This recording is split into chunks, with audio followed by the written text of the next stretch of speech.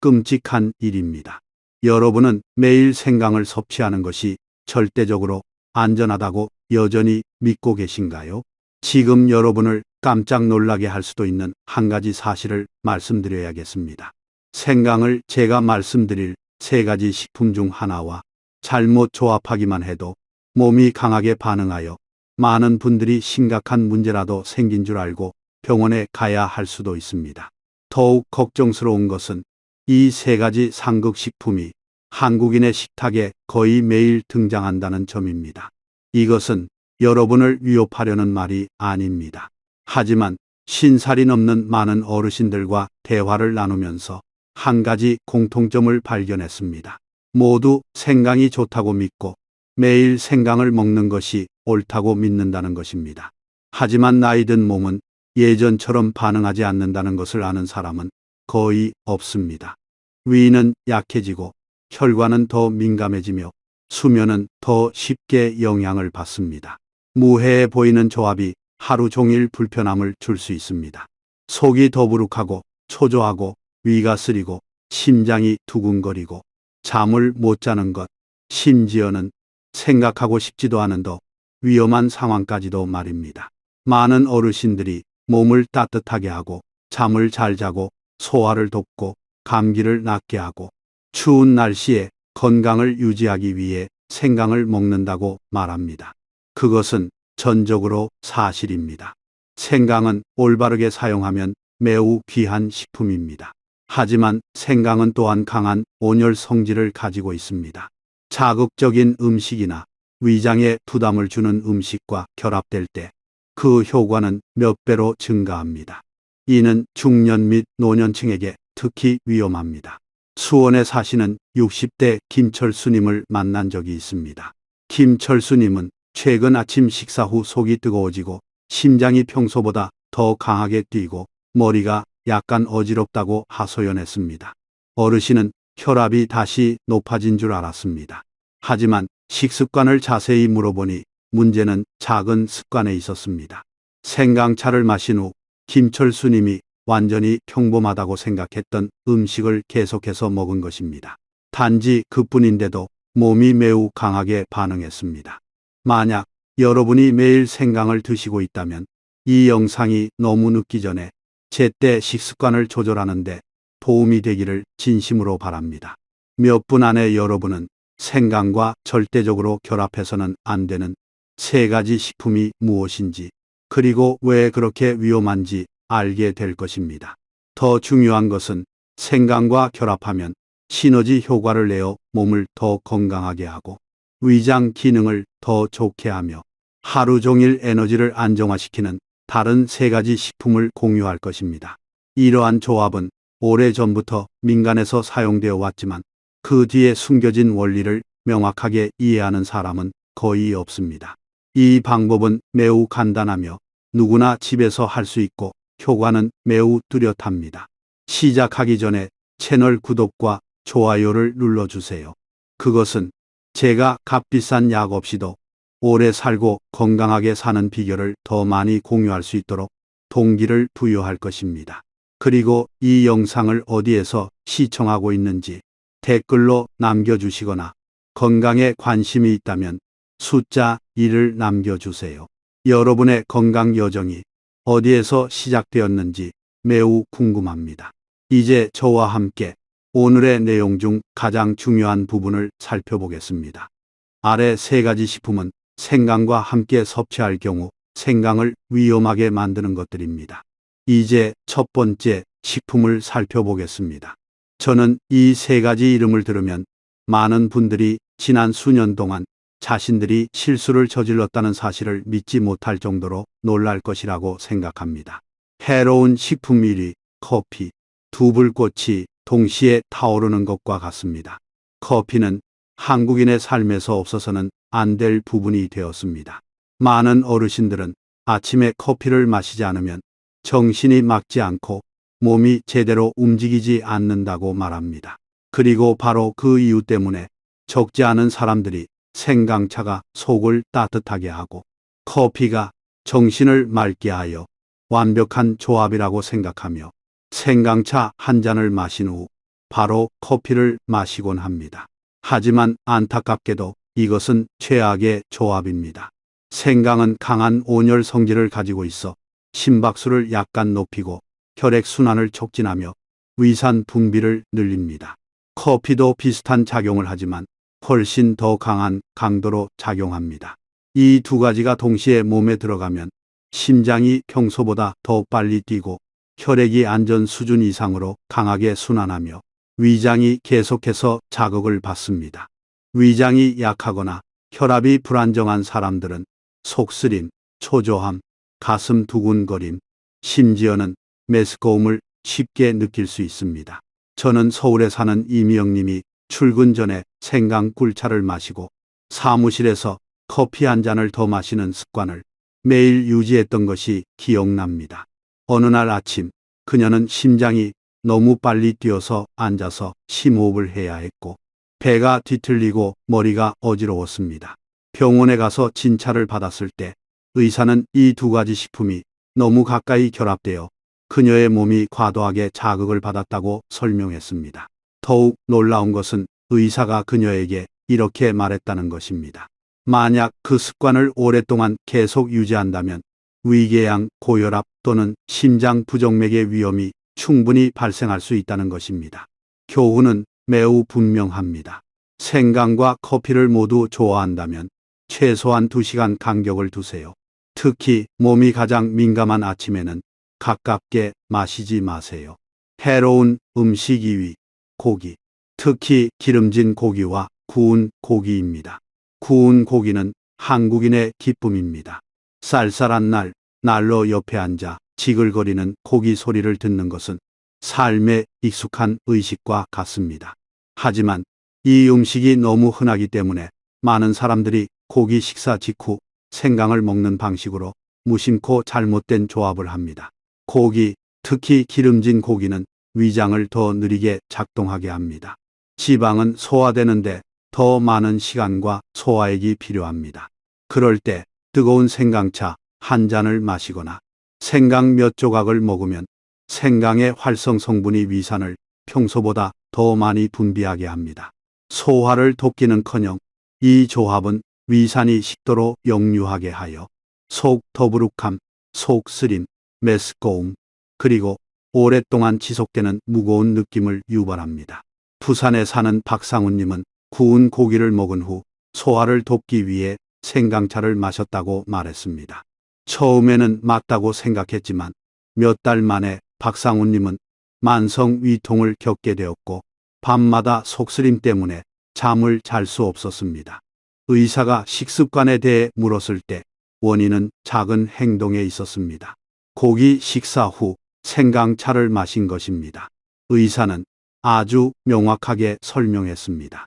요리에 사용되는 생강은 약일, 이기그로 음식에 섞여 있어 순하고 안전합니다. 하지만 생강차 한 잔에는 그보다 훨씬 많은 양이 들어있으며 소화하기 어려운 기름진 고기와 결합될 때 위장이 과부하를 겪게 됩니다. 이 경우의 교훈은 매우 분명합니다. 요리에 생강을 사용하는 것은 좋지만 고기, 특히 기름진 고기나 구운 고기, 식사 직후에는 생강이나 생강차를 마시지 마세요. 해로운 식품 3위, 매운 음식. 뜨겁지만 위험한 조합입니다. 만약 한국 문화와 밀접하게 관련된 음식이 있다면 그것은 바로 매운 음식일 것입니다. 김치, 매운탕, 매운 라면부터 매운 찜 요리에 이르기까지 한국인의 식탁에는 매운맛이 거의 빠질 수 없습니다. 하지만 너무 익숙해서 많은 사람들이 매운 음식과 생강이 위장에 가장 강한 자극을 주는 조합 중 하나라는 사실을 깨닫지 못합니다. 생강은 본래 따뜻한 성질을 가지고 있어 몸에 들어가면 열을 올립니다. 매운 음식은 뜨거운 성질을 가지고 있어 점막을 직접 자극합니다. 이 두 가지 요소가 만나면 뜨거움과 자극의 효과가 조금 증가하는 것이 아니라 몇 배로 증가합니다. 위장이 튼튼한 사람에게는 괜찮지만 점막이 얇고 약하며 염증에 취약한 중년에게는 그 결과가 매우 빠르게 나타날 수 있습니다. 한 가지 분명한 예는 대구에 사는 최은경님의 경우입니다.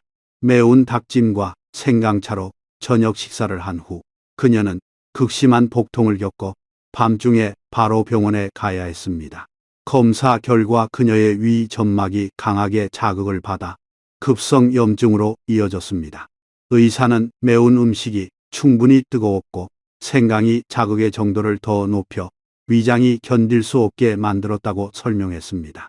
더욱 걱정스러운 것은 이러한 반응이 매일 매운 음식을 먹는다면 오랫동안 축적될 수 있다는 것입니다.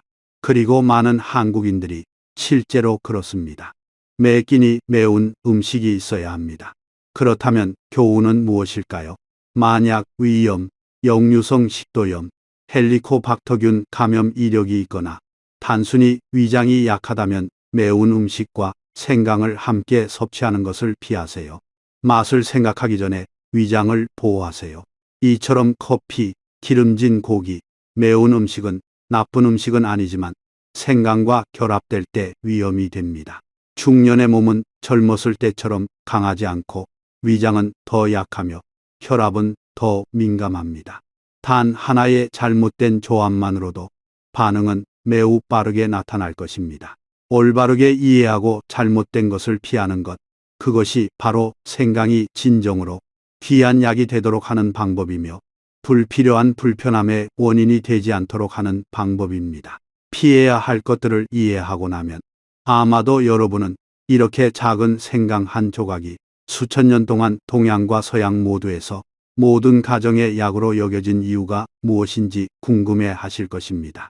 왜 겨울에 북풍이 불어올 때 뜨거운 생강차 한 잔만으로도 다른 어떤 음료보다 몸이 더 빨리 따뜻해지는 걸까요?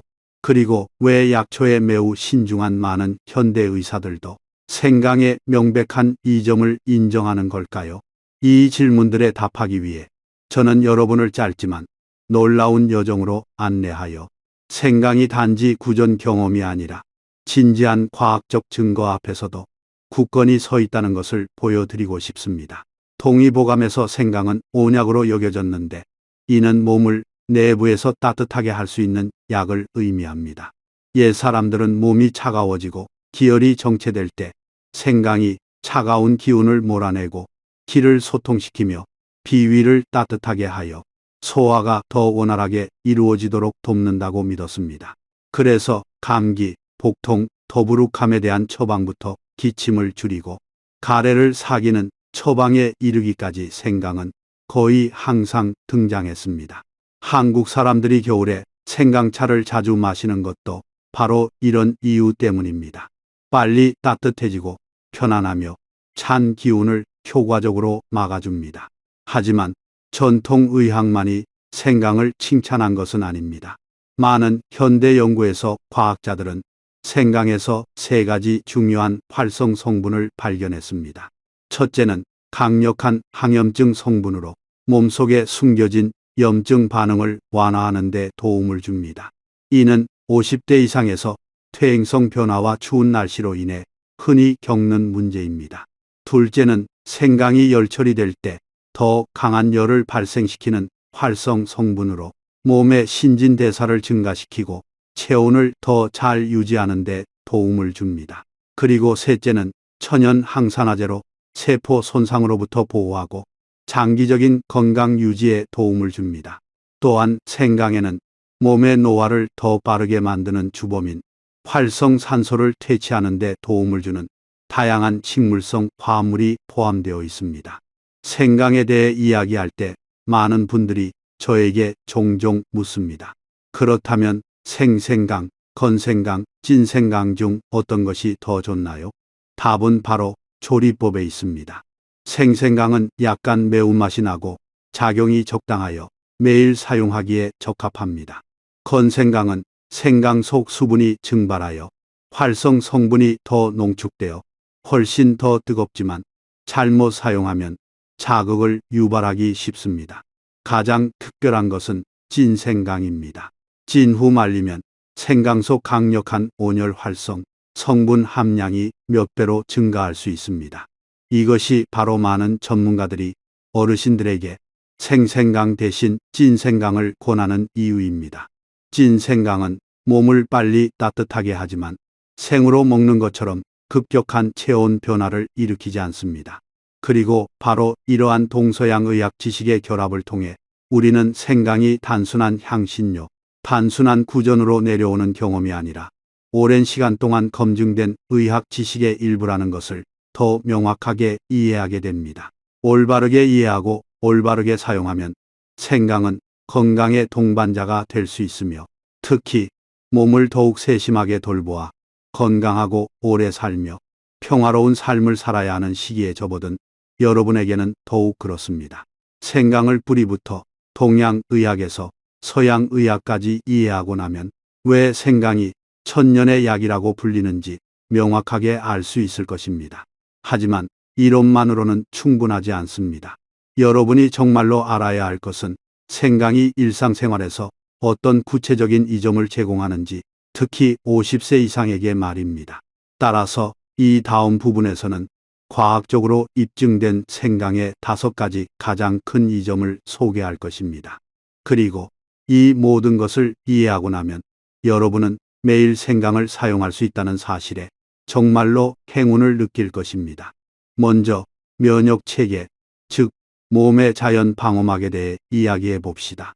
나이가 들면 이 방어막도 점차 얇아집니다. 노인들은 감기에 더 잘 걸리고 목이 더 쉽게 아프며 날씨가 변할 때 종종 피로를 느낍니다. 강원도나 경북과 같은 추운 지역에서는 많은 사람들이 저에게 겨울바람이 한번 불면 손발이 시리고 머리가 무거워지며 목이 베일 듯 따갑다고 말합니다.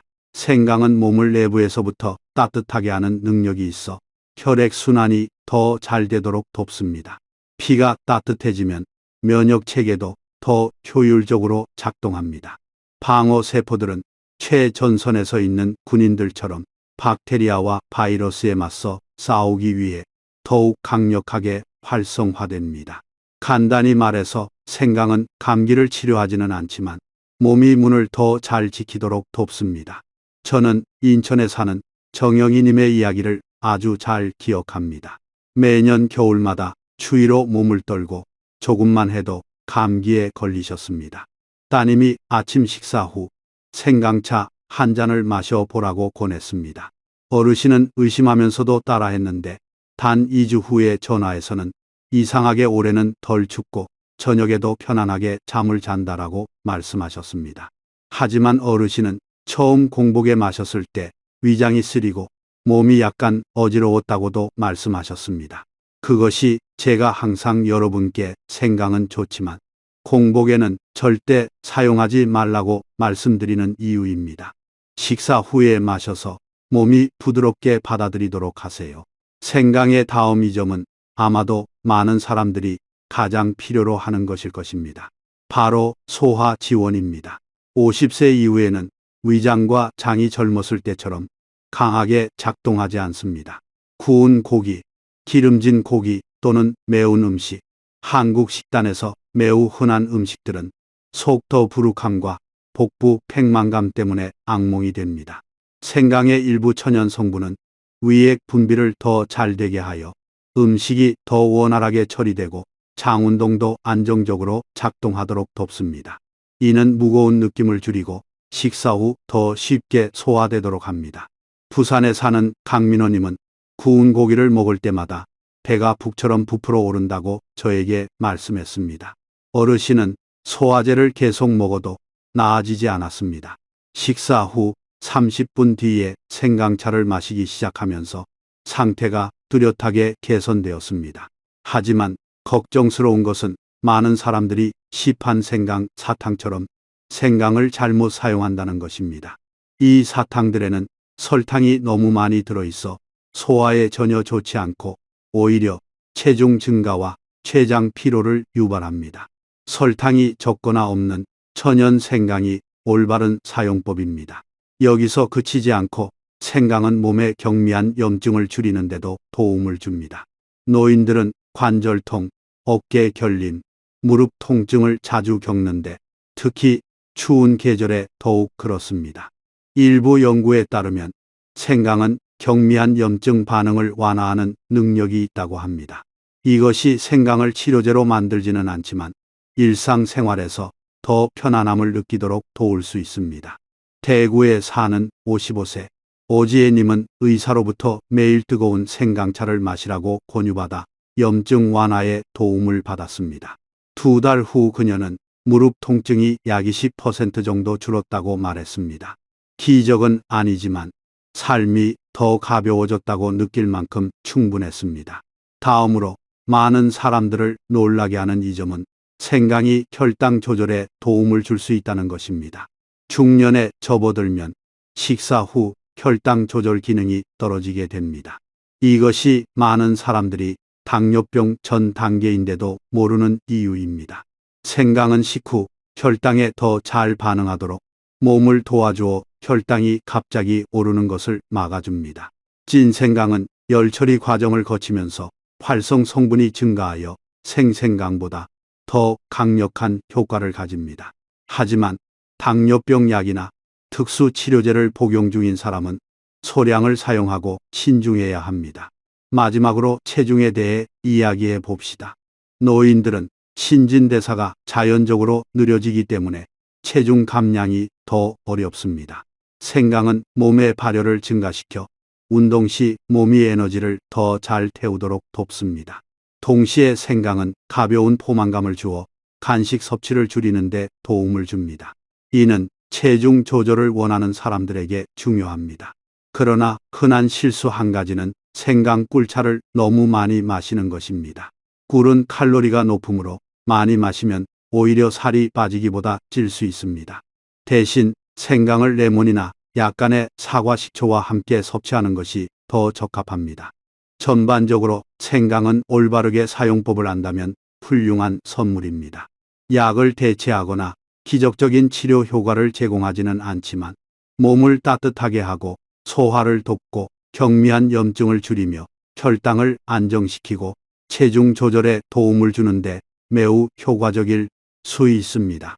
가장 중요한 것은 생강을 구명보트가 아니라 건강한 생활 방식의 일부로 사용하는 것입니다. 이러한 이 점을 듣고 나면 여러분은 분명 생강을 가장 효과적으로 사용하는 방법은 무엇인가요? 어떤 것과 조합해야 효과가 2배로 증가할까요? 라고 궁금해할 것입니다.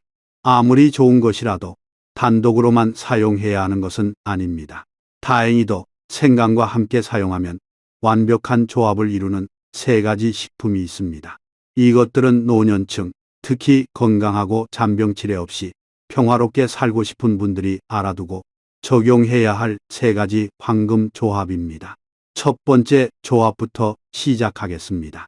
아마 많은 한국 가정에서 매년 겨울 가장 익숙한 조합일 것입니다. 바로 생강과 꿀입니다. 하지만 자세히 들어가기 전에 질문 하나를 드리겠습니다. 여러분은 날씨가 쌀쌀해질 때마다 목이 조금 아프거나 가벼운 기침, 감기가 올 때마다 한국 사람들이 바로 생강꿀병을 찾는다는 것을 눈치채셨나요? 그것은 우연이 아닙니다. 생강에는 몸을 따뜻하게 하고 면역력을 돕는 활성 성분이 들어있고 꿀에는 목을 진정시키고 약한 항균 작용을 하며 몸을 따뜻하게 하는 많은 성분이 들어있습니다. 이 2가지가 결합될 때 마치 몸 안에 입는 따뜻한 옷처럼 추위를 이겨내고 기침을 줄이고 목의 통증을 완화하며 자연스럽게 면역력을 높이는 데 도움을 줍니다. 수원에 사시는 64세 윤정자님이 생각납니다. 매년 겨울집이 추워지면 가족 모두가 마실 생강꿀차를 만드셨다고 합니다. 그녀는 과학은 잘 모르지만 꾸준히 마시면서 감기도 덜 걸리고 기침도 덜하고 몸도 건강해지는 것 같아요. 라고 말씀하셨습니다. 의사는 나중에 그녀에게 이 조합이 목을 보호하고 점막을 따뜻하게 유지하며 면역 체계가 안정적으로 작동하도록 돕는다고 설명했습니다. 하지만 여기서 한 가지 매우 중요한 점을 강조하고 싶습니다. 생강꿀차를 올바르게 만들어야 효과적입니다. 많은 사람들이 생강을 끓는 물에 오랫동안 끓인 다음 물이 아직 뜨거울 때 꿀을 넣습니다. 이것은 꿀 속의 가장 귀중한 부분인 천연 효소를 무심코 파괴하는 결과를 낳습니다. 올바른 방법은 생강물을 약 50도 정도로 식힌 후에 꿀을 넣는 것입니다. 올바르게 만들면 따뜻한 향과 맛은 물론 건강상의 이점까지 모두 얻을 수 있습니다. 두 번째 조합으로 넘어가겠습니다. 이 또한 매우 유명하지만 모든 사람이 올바르게 사용하는 방법을 아는 것은 아닙니다. 바로 생강과 레몬입니다. 속이 가볍고 몸을 해독하며 체중 조절을 돕고 싶은 노년층에게는 이보다 더 좋은 선택이 없습니다. 레몬은 비타민C가 풍부하여 면역력을 높이고 세포를 보호하는 것으로 유명합니다. 생강은 몸을 따뜻하게 하고 에너지 대사를 촉진하는 능력이 있습니다. 이 두 가지가 만나면 강력한 항산화 작용을 하여 몸이 노화 과정과 싸우고 지방 감소에 더 잘 도움을 줍니다. 특히 중년에 지방이 쉽게 쌓이는 복부 부위에 좋습니다. 하지만 많은 사람들이 너무 뜨거운 물에 생강과 레몬을 섞는 실수를 저지릅니다. 비타민 C는 고온에서 쉽게 파괴됩니다. 끓는 물에 레몬을 넣으면 거의 모든 비타민 C가 사라질 것입니다. 그렇게 마시면 아무 효과가 없습니다. 올바른 방법은 약 60도 이하의 따뜻한 물을 사용하는 것입니다. 그러면 영양소를 온전히 보존하면서 따뜻하고 마시기 쉬우며 몸에 매우 유익한 생강 레몬차 한 잔을 즐길 수 있습니다. 한 번은 57세 서동현님을 만난 적이 있습니다. 어르신은 체중과 수면 개선을 위해 여러 가지 방법을 시도했지만 효과가 없었다고 했습니다. 제가 올바른 방법으로 매일 아침 생강 레몬차를 마시라고 권유한 지 2주 후에 어르신은 몸이 가벼워지고 배가 덜 무거워졌으며 특히 아침 식사 후 피로감이 없어졌다고 말씀하셨습니다. 작은 변화지만 올바르게 적용하니 몸이 긍정적으로 반응한 것입니다. 그리고 마지막으로 세 번째 조합입니다. 생강과 녹차입니다. 생강이 부드러운 열이라면 녹차는 나이를 지켜주는 방패와 같습니다. 녹차는 강력한 항산화 성분을 함유하고 있어 노화 과정을 늦추고 세포를 보호하며 혈액 순환을 돕습니다. 여기에 생강을 더하면 효과는 2배로 증가합니다. 많은 영양 전문가들은 40대 이상이 꾸준히 생강 녹차를 마시는 습관을 유지하도록 권장합니다. 이는 몸을 내부에서부터 젊고 건강하게 유지하는 간단한 방법이기 때문입니다. 저는 부산에서 노인 건강 전문가인 이진우 박사님과 대화를 나눈 적이 있습니다. 박사님은 생강 녹차를 꾸준히 마시는 환자들이 피부가 더 밝아지고 에너지가 더 좋으며 스트레스를 덜 받는 경향이 있다고 말씀하셨습니다. 이것은 어떤 기적적인 효과 때문이 아니라 녹차의 세포 보호 성분과 생강의 몸을 따뜻하게 하고 순환을 촉진하는 능력의 조합 덕분입니다. 하지만 매우 중요한 주의 사항이 있습니다. 노인들은 저녁에 생강 녹차를 절대 마시면 안 됩니다. 녹차는 여러분을 더 깨어있게 할 수 있고 생강은 몸을 따뜻하게 합니다. 이 두 가지 요소가 결합되면 밤새 잠을 설치거나 잠을 깊이 못 자게 만들 수 있습니다. 특히 나이가 들면서 불면증을 겪기 쉬운 사람들에게는 더욱 그렇습니다. 가장 좋은 것은 아침이나 초저녁에 마셔서 몸이 잘 흡수하고 수면에 영향을 주지 않도록 하는 것입니다. 이 세 가지 조합을 되돌아보면 한 가지 공통점을 발견할 수 있습니다. 생강은 결코 혼자 서 있지 않습니다. 올바른 식품과 결합될 때 생강은 그 효과를 발휘할 뿐만 아니라 두 가지 모두의 힘을 높여줍니다. 생강과 꿀은 목과 면역 체계를 돕고 몸을 따뜻하게 합니다. 생강과 레몬은 소화를 부드럽게 하고 몸을 깨끗하게 하며 체중 감량을 더 잘 돕습니다. 생강과 녹차는 노년층이 젊음과 명료함을 유지하도록 돕습니다. 각 조합에서 가장 중요한 것은 올바른 방법, 올바른 시기, 올바른 양으로 사용해야 한다는 것입니다.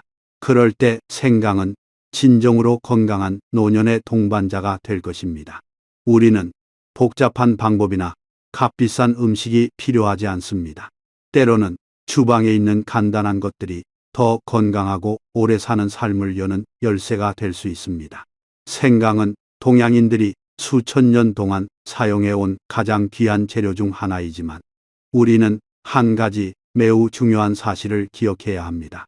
생강은 강력한 식품입니다. 올바르게 사용하면 몸을 따뜻하게 하고 소화를 돕고 정신을 맑게 하며 면역 체계를 강화합니다. 하지만 잘못 사용하면 특히 50세 이상에게는 몸을 피곤하게 하고 불편하게 하며 심지어는 이전에 알아차리지 못했던 문제들을 악화시킬 수 있습니다. 따라서 생강이 일상적인 습관이 되기 전에 안전하고 올바른 양과 시기에 사용하는 방법을 정말로 명확하게 이해해야 합니다.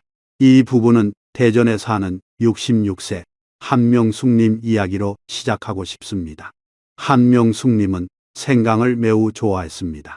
매일 생강차를 3, 4잔 마셨고 어떤 날은 저녁에도 마셨는데 생강이 기혈순환을 돕고 손발을 따뜻하게 하여 잠을 잘 자게 한다고 생각했기 때문입니다. 하지만 약 한 달 전부터 1년에 한 번도 없던 이상한 증상들을 느끼기 시작했습니다. 매일 아침 속이 뜨거워지고 위장이 쓰리고 머리가 약간 어지러우며 가끔 심장이 평소보다 더 빨리 뛰었습니다. 처음에는 혈압이 높아졌거나 나이가 들면서 몸이 변하는 것이라고 생각했습니다.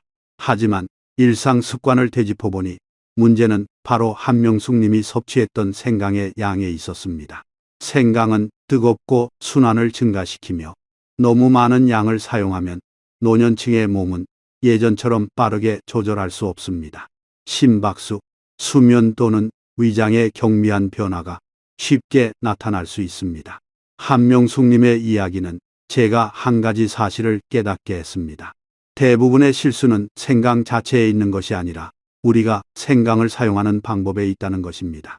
따라서 여러분이 생강을 올바르고 적절하게 사용하여 건강에 안전하고 유익하게 활용할 수 있도록 자세히 공유하고 싶습니다.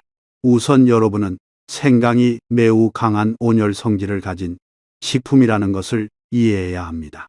몸에 들어가면 따뜻함을 증가시키고 혈액순환을 돕고 몸을 더 원활하게 작동시킵니다. 하지만 바로 이 강한 온열 성질 때문에 중년 이상, 즉 위장이 민감하거나 혈관이 빠르게 반응하는 사람들은 생강을 적당량 사용해야 합니다. 많은 사람들이 생강이 좋으면 많이 마실수록 좋다고 생각합니다. 하지만 노년층의 몸은 30대, 40대처럼 강하지 않습니다. 약간만 과해도 몸은 즉시 반응합니다. 많은 아시아 영양 전문가에 따르면 성인이 하루에 섭취하기에 적절한 생생강의 양은 약 1, 2g입니다. 즉, 한 번에 얇게 썬 생강 몇 조각이면 충분합니다.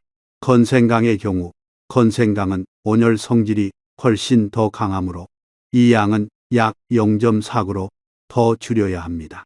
생강차의 경우 하루에 2잔이 몸이 과부하 없이 흡수할 수 있는 합리적인 양입니다.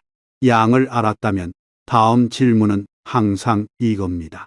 언제 마시는 것이 가장 좋나요? 이것은 노년층이 특히 주의해야 할 사항입니다. 우리 몸은 자연적인 생체 리듬에 따라 작동하며 생강은 몸이 가장 쉽게 받아들일 수 있는 시기에 사용해야 합니다. 생강을 마시기에 가장 좋은 시기는 식사 후 아침입니다. 위장이 음식을 소화하기 시작할 때 따뜻한 생강차 한 잔은 소화를 돕고 속을 따뜻하게 하며 손발이 시린 느낌을 줄이고 여러분이 상쾌하고 가볍게 하루를 시작할 수 있도록 돕습니다. 두 번째 적절한 시기는 점심 식사 후입니다. 이때는 기혈순환이 활발하고 소화기관이 바쁘게 움직이는 때입니다. 이때 약간의 생강은 기름진 식사나 소화하기 어려운 음식 후에 무거운 느낌을 줄여줍니다. 하지만 중요한 점은 저녁, 특히 오후 7시 이후에는 생강을 절대 마시지 않는 것입니다. 몸이 잠을 준비해야 할 때 생강은 몸을 따뜻하게 하고 심박수를 약간 자극합니다. 이는 여러분이 밤새 뒤척이거나 잠을 잘 수 없게 만들거나 깊은 잠을 못 자게 할 수 있습니다. 특히 나이가 들면서 불면증을 겪기 쉬운 사람들에게는 더욱 그렇습니다. 이제 가장 중요한 부분, 즉 생강을 사용할 때 특별히 주의해야 할 사람들에 대해 말씀드리고 싶습니다.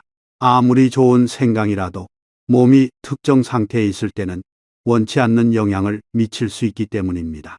고혈압이 있거나 항응고제를 복용 중이거나 약으로 당뇨병을 치료 중이거나 임신 초기 3개월이거나 몸이 뜨겁거나 항상 열이 많거나 위궤양이 있는 사람들은 모두 매우 신중해야 합니다. 이러한 그룹의 사람들이 생강을 전혀 사용해서는 안 되는 것은 아니지만 그들의 몸은 더 강하게 반응하기 쉽고 소량만으로도 위장이 쓰리고 심장이 빨리 뛰거나 잠을 잘 수 없게 만들 수 있습니다. 따라서 이러한 그룹의 사람들은 의사와 상담하거나 매우 소량의 생강만 사용하고 몸의 반응을 면밀히 관찰해야 합니다. 중요한 것은 많이 사용하는 것이 아니라 자신의 몸이 얼마만큼 견딜 수 있는지 아는 것입니다. 노년층의 몸은 오랫동안 작동해 온 기계와 같아서 부드럽고 적당하게 관리해야 하며 너무 과도하게 강요해서는 안 됩니다. 생강이 얼마나 강한지, 얼마만큼이 충분한지, 그리고 언제 사용하는 것이 가장 좋은지 명확히 이해하면 생강은 건강을 유지하는 여정에서 훌륭한 동반자가 될 것입니다. 올바르게 사용하면 생강은 몸을 따뜻하게 하고 소화를 돕고 속을 가볍게 하며 손발이 시린 느낌을 줄이고 하루 종일 에너지를 지원합니다. 하지만 잘못 사용하면 이러한 이점들이 불필요한 불편함으로 역전될 수 있습니다. 중년과 노년에는 습관의 작은 변화 하나하나가 건강에 큰 차이를 만들 수 있습니다.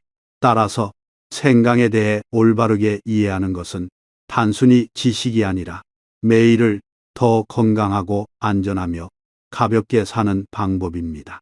생강을 어떻게 사용해야 해롭지 않은지 알게 되었으니 이제 더 흥미로운 비결을 탐구할 시간입니다. 바로 생강을 생생강보다 몇 배 더 강력하면서도 몸에 안전한 천연 보약 형태로 만드는 방법입니다. 이 방법은 여러 동양 의학에서 전해 내려왔으며 오늘날 일부 연구자들도 관심을 기울이고 있습니다. 이 방법이 주목할 만한 이유는 생강이 적절한 시간 동안 쪄서 건조되면 생강 속 일부 활성 성분이 몸을 따뜻하게 하고 소화를 돕고 경미한 염증 반응을 완화하는데 더 강력한 효과를 내는 형태로 변화하기 때문입니다. 쉽게 말해지는 과정은 생강을 활성화시켜 생생강보다 몸이 생강을 더 효과적으로 흡수하도록 돕습니다. 과정은 매우 간단합니다. 진한 갈색 껍질을 가진 향긋한 잘 익은 생강을 선택하기만 하면 됩니다. 깨끗이 씻고 껍질을 벗긴 다음 2, 3mm 두께의 얇은 조각으로 썹니다. 생강을 균일하게 썰수록 찔 때 더 고르게 익습니다. 그런 다음 생강을 냄비에 넣고 약 20분 동안 찝니다. 이 시간 동안 증기혈은 생강의 구조를 부드럽게 하고 내부의 활성 성분이 더 흡수하기 쉬운 방향으로 변화하도록 돕습니다. 생강을 찌고 나면 생강 조각들을 쟁반에 펼쳐 햇볕에 2일 동안 말립니다. 햇볕은 수분을 제거하여 생강을 자연적으로 건조시키고 더 향기롭게 하며 더 오래 보관할 수 있도록 합니다. 생강이 완전히 마르면 냉동실에 넣어 향과 활성 성분을 보존합니다. 사용할 때마다 생강 두세 조각을 꺼내 따뜻한 물에 타서 약간의 꿀이나 레몬 몇 방울을 추가하면 됩니다. 찐 생강은 깊은 향과 따뜻한 맛이 어우러져 여러분이 익숙하게 사용하던 생생강과는 매우 다릅니다. 많은 사람들이 이 생강을 좋아하는 이유는 마신 후에 몸이 더 가벼워지는 느낌 때문입니다. 일부 어르신들은 속 더부룩함이 줄어들고 잠을 더 잘 자며 저녁 식사 후에도 속이 무거운 느낌이 없다고 말합니다. 다른 어르신들은 저녁에 특히 겨울에 몸이 더 따뜻해진다고 느낍니다. 이것이 질병을 치료하는 약은 아니지만 많은 사람들이 찐 생강이 일상생활에서 주는 편안함을 분명하게 느낍니다. 저는 어르신들에게 적합한 3가지 제조법을 자주 추천합니다. 첫째는 찐 생강과 꿀을 섞은 것으로 목에 매우 좋고 추운 날 몸을 따뜻하게 하는데 도움이 됩니다. 둘째는 찐 생강과 레몬을 섞은 것으로 특히 기름진 식사 후에 가볍고 소화하기 쉬운 느낌을 줍니다. 마지막은 찐생강과 녹차를 섞은 것으로 심혈관 건강을 관리하고 몸의 젊음을 유지하고 싶은 분들에게 훌륭한 선택입니다. 하지만 아무리 좋은 것이라도 노년층의 몸은 절제가 필요합니다. 매일 찐생강 2조각이면 충분합니다. 더 많이 필요하지 않습니다. 중요한 것은 꾸준히 올바른 시기에 사용하고 몸의 반응에 귀 기울이는 것입니다. 올바르게 이해하고 올바르게 사용하면 생강은 단순히 향신료가 아니라 건강한 생활 방식의 일부가 되어 여러분이 노년을 평화롭고 가볍고 활기차게 즐길 수 있도록 도울 것입니다. 여러분, 오늘의 여정의 마지막 부분에 들어가기 전에 제가 한 가지 솔직한 질문을 드려도 될까요? 여러분은 자신이 생강을 올바르게 사용하고 있다고 확신하시나요? 섣불리 대답하지 마세요. 한국에서 중년 및 노년층과 수년간 대화를 나누면서 저는 매우 우습지만 사실인 한 가지를 깨달았습니다. 거의 모든 사람들이 생강을 사용해 본 적이 있지만 대부분은 자신이 잘못 사용하고 있다는 사실을 전혀 알지 못한다는 것입니다.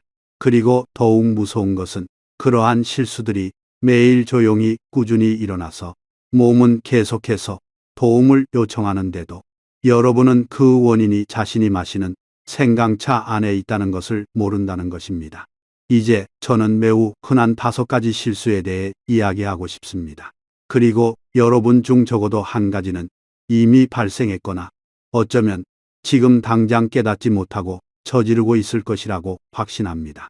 첫 번째 실수는 제가 노년층에게서 가장 많이 발견하는 실수입니다. 바로 공복에 생강을 마시는 것입니다. 특히 강원도나 제주도처럼 바람이 차가운 곳에서는 아침에 몸을 따뜻하게 하기 위해 뜨거운 생강차 한 잔을 마시고 싶은 마음을 이해합니다. 하지만 노년층의 몸은 젊은 사람들과 다릅니다. 50세 이후의 위장은 보통 더 민감해지고 점막층이 얇아지며 공복 상태에서 생강처럼 따뜻한 성질이 강한 물질을 받아들이는 것은 마른 팬에 뜨거운 기름을 붓는 것과 같습니다. 위장은 즉시 반응합니다. 속이 쓰리고 약간 어지럽고 심지어 손이 떨리기도 합니다. 많은 어르신들이 생강을 마시고 나서 몽롱한 느낌이 들었다고 하는데 좋다고 생각했지만 사실은 위장이 과도하게 자극받았다는 신호입니다. 기억하세요. 생강은 식후에 섭취할 때만 효과를 발휘하며 식전에는 아닙니다. 두 번째 실수는 매우 흔한 생각입니다. 자연스러운 것은 안전하다. 여러분, 우리는 모두 자연적인 것이 약보다 좋다고 배웠습니다. 하지만 그것은 올바른 양으로 사용했을 때만 사실입니다. 생강은 강력한 식품입니다. 많이 마실수록 좋다고 생각하는 것은 매우 위험한 생각입니다. 저는 하루에 생강차를 3잔 마시는 사람을 만났고 어떤 사람은 생강을 사탕처럼 씹어 먹기도 했습니다. 결과는 어땠을까요? 위장이 뜨거워지고 혈압이 오르고 심장이 빨리 뛰고 밤새 잠을 못 잤습니다. 생강은 강력하지만 바로 강력하기 때문에 절제가 필요합니다. 세 번째 실수는 많은 분들이 저지르고 있다고 생각합니다. 아침에 생강과 커피를 함께 마시는 것입니다. 제가 앞서 이야기했던 이미영님을 기억하시나요? 이미영님이 복통과 어지럼증을 겪었던 원인은 아침에 생강을 마신 후 다시 커피를 마셨기 때문입니다. 생강이 이미 혈액 순환을 촉진했고 커피는 심장을 더 빨리 뛰게 하고 위산 분비를 더 많이 하게 했습니다. 두 가지는 무해해 보이지만 합쳐지면 몸 안에 작은 폭풍을 일으키는 두 개의 바람과 같습니다. 특히 50세 이상의 사람들에게는 심혈관과 위장이 예전처럼 강하지 않습니다. 작은 실수라도 그 결과는 하루 종일 지속될 수 있습니다. 네 번째 실수는 생강 꿀차를 물처럼 마시는 것입니다. 꿀도 좋고 생강도 좋지만 이 두 가지는 칼로리가 높습니다. 많은 어르신들이 목에 좋고 몸을 따뜻하게 해준다고 생각하여 생강 꿀차를 하루 종일 마십니다. 하지만 많이 마시면 섭취하는 설탕의 양이 많아져 당뇨병 환자나 혈압이 불안정한 사람들에게 위험을 초래합니다. 생강 꿀차는 올바른 시기에 올바른 양으로 사용해야 하며 그냥 좋다고 아무 때나 마시는 것이 아닙니다. 그리고 마지막 실수, 작지만 매우 흔한 실수입니다. 바로 저녁에 생강을 마시는 것입니다. 한번 생각해 보세요. 생강은 혈액순환을 증가시키고 체온을 올리며 몸을 더 깨어있게 합니다. 그것은 아침에는 훌륭합니다. 하지만 밤늦게 몸이 쉬어야 할 때 이런 일이 발생하면 정반대입니다. 많은 어르신들이 저녁에 생강을 마시고 나서 잠을 더 잘 못 자고 몸에 열이 나고 심장이 빨리 뛴다고 말합니다. 그것은 생강이 몸이 쉬어야 할 때 몸을 깨웠기 때문입니다. 이러한 실수들은 여러분이 무지에 발생하는 것이 아니라 생강이 오랫동안 동양 문화에서 절대적으로 안전한 것으로 여겨져 왔기 때문에 발생하는 것입니다. 오늘 여러분이 자신의 습관을 되돌아보고 몸을 더 건강하게 하기 위해 약간의 조정을 할 수 있기를 바랍니다. 지금까지 우리는 생강의 두 가지 측면, 즉 훌륭한 이점과 잠재적 위험을 모두 살펴보았습니다. 이제 가장 중요한 모든 것을 정리하여 오늘부터 안전하고 효과적으로 적용할 수 있도록 할 때입니다. 저는 모든 것을 요약하고 마지막 부분에서 여러분에게 진심 어린 조언을 드릴 것입니다. 우선 생강은 자연의 훌륭한 선물입니다. 하지만 어떤 선물이라도 그 가치를 최대한 발휘하려면 올바르게 이해해야 합니다. 올바른 양과 시기에 사용하면 생강은 여러분을 더 따뜻하게 하고 소화를 돕고 감기를 줄이며 염증을 줄이고 심지어 체중 조절에도 도움을 줄 수 있습니다. 하지만 잘못 사용하면 생강은 위장을 피곤하게 하고 혈압을 변동시키거나 수면에 영향을 줄 수 있습니다. 제가 여러분에게 가장 중요하게 기억해 달라고 하는 것은 생강을 사용할 때 피해야 할 세 가지 금기식품, 즉 커피, 기름진 고기, 그리고 매운 음식을 피하라는 것입니다. 이 세 가지 식품은 생강과 결합될 때 가장 강한 자극을 유발할 수 있는 그룹이며 특히 매운맛, 뜨거운 음식, 단백질이 풍부한 음식 위주의 식문화가 발달한 한국인에게는 더욱 그렇습니다. 게다가 여러분이 몸을 돌보기 위해 생강을 사용하고 싶다면 가장 좋은 조합을 우선시하세요. 생강과 꿀은 몸을 따뜻하게 하고 생강과 레몬은 몸을 해독하고 가벼운 체중 감량에 도움을 주며 생강과 녹차는 노화를 방지하고 심혈관을 보호하는 데 도움을 줍니다.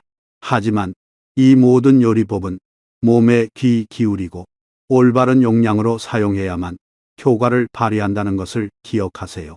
마지막으로 고혈압, 당뇨병과 같은 기저질환이 있거나 항응고제를 복용 중이거나 위장이 민감한 분들은 조금 더 신중해야 합니다. 복용량을 줄이고 섭취 시간을 조절하며 몸의 반응에 귀 기울이기만 하면 어떤 위험도 없이 생강의 모든 이점을 충분히 활용할 수 있습니다. 노년은 끝이 아닙니다. 노년은 우리가 더 천천히 살고 자신을 더 잘 돌보며 자신의 몸을 더 명확하게 이해할 수 있는 새로운 단계일 뿐입니다. 그리고 때로는 생강처럼 작은 재료 하나라도 올바르게 사용하면 건강하고 즐겁고 오래 살 수 있도록 도울 수 있습니다. 여러분, 오늘 제가 생강에 대해 나눈 이야기, 올바른 사용법과 잘못된 사용법, 숨겨진 위험과 놀라운 이점이 조금이라도 도움이 되었다면 혼자만 간직하지 마십시오. 혹시 모를 일입니다. 왜 아픈지 모르는 위통으로 고통받는 배우자, 만성불면증에 시달리는 가족, 또는 매일 아침 커피와 생강을 함께 마시는 이웃이 무심코 자신의 몸을 해치고 있을지도 모릅니다. 이 영상을 한번 공유하는 것만으로도 여러분은 그들이 안타까운 위험을 피하고 생강을 더 안전하고 효과적으로 사용하는 방법을 찾도록 도울 수 있습니다. 마치기 전에 여러분 자신의 건강을 위해 아주 작지만 매우 의미 있는 행동을 하나 해주시길 바랍니다. 아래 댓글란에 한 줄의 다짐을 남겨주세요. 단 한 문장이라도 좋습니다. 예를 들면 오늘부터 생강을 올바르게 사용하겠습니다. 또는 매일 섭취하는 생강의 양을 조절하기 시작했습니다. 와 같이 말입니다. 여러분께서 글을 쓰는 것은 제가 인정하기 위해서가 아니라 여러분 스스로에게 나는 진정으로 더 건강한 삶을 시작하고 있다고 상기시키기 위함입니다. 만약 여러분이 이해하기 쉽고 친근하며 건조한 이론이나 기억하기 어려운 내용이 아닌 실제 일상생활에 적용할 수 있는 공유를 계속해서 받고 싶다면 채널 구독 버튼을 누르고 알림 벨을 켜주십시오. 여러분이 그렇게 할 때마다 그것은 저를 응원하는 것뿐만 아니라 여러분 스스로에게 하는 다짐이기도 합니다. 나는 가장 작은 것부터 건강을 돌보는 것을 선택합니다. 나는 능동적으로 살고 평온하게 살고 가족과 함께 더 오래 사는 것을 선택합니다. 우리는 시간을 되돌릴 수 없습니다. 하지만 우리는 남은 세월을 더 편안하고 더 건강하며 더 자유롭게 만들 수 있습니다. 위통으로 고통받지 않고 갑작스러운 혈압 상승으로 걱정하지 않고 약에 의존하거나 자녀들에게 폐를 끼치지 않고 말입니다. 오늘 영상 내내 저와 함께 시간을 내어 경청해 주셔서 감사합니다. 다음 영상에서는 여러분이 건강하고 행복하며 사랑하는 사람들과 함께 매 순간을 온전히 즐길 수 있도록 돕는 더 유익한 내용으로 찾아뵙겠습니다.